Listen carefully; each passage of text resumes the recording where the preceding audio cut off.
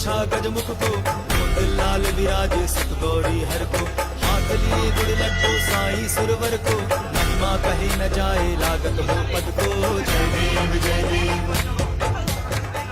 ओम देवेन्द्रं मंगलिं मंदारा कनर विघ्नं हरन्तुं शरणं भुजं रेणव पार्वती प्रिया पुत्र गांग गणेशाय नमः।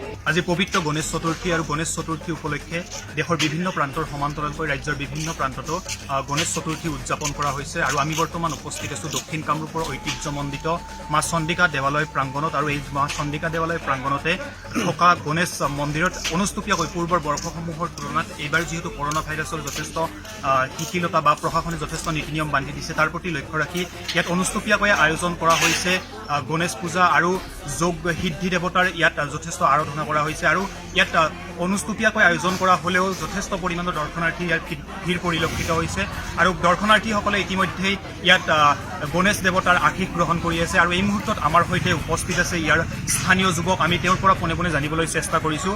আপুনি ইতিমধ্যে গণেশ পূজাত অংশগ্ৰহণ কৰিলে আৰু গণেশ বাবাৰ পৰা বা গণেশ দেৱতাৰ পৰা আপুনি কি ধৰণৰ আশীষ গ্ৰহণ কৰিলে বা ৰাইজলৈ কি ক'ব বিচাৰিব এই মুহূৰ্তত কৰোনা ভাইৰাছৰ এই সময়ছোৱাত?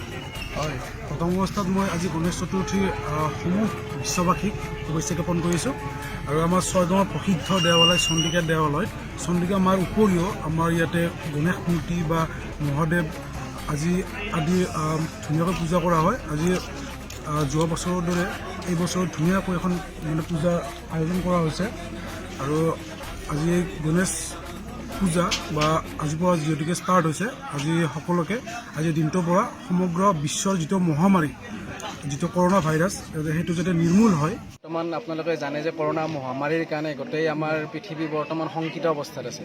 তো আমি শ্ৰী শ্ৰী গণেশ প্ৰভু মহাৰাজৰ ওচৰত এয়াই মংগল আমি পৃথিৱীৰ আমাৰ জাতি আমাৰ মানুহৰ কাৰণে এটাই মংগল কামনা কৰিছোঁ যাতে কৰোনা মহামাৰীটো সোনকালে নিপাত যায় আৰু আমি আগৰ দৰে গোটেই পৃথিৱীবাসী মুক্ত আমি জীৱন যাপন কৰিব পাৰোঁ। আৰু এইখিনিতে আমি গণেশ বাবাৰ এটা মই স্তুতি মাতিব ওলাইছোঁ। ওম বক্ৰতুণ্ড মহাকায় সূৰ্যকোটি সমপ্ৰভ নিৰ্বিঘ্নে কুৰু মে দেৱ সৰ্ব কাৰ্যসু সৰ্বদা। মই এই সোনকালে কৰোনা মহামাৰী সোনকালে নিপাত যাওক আৰু আমি মুক্ত জীৱন যাপন গ্ৰহণ কৰিব পাৰোঁ।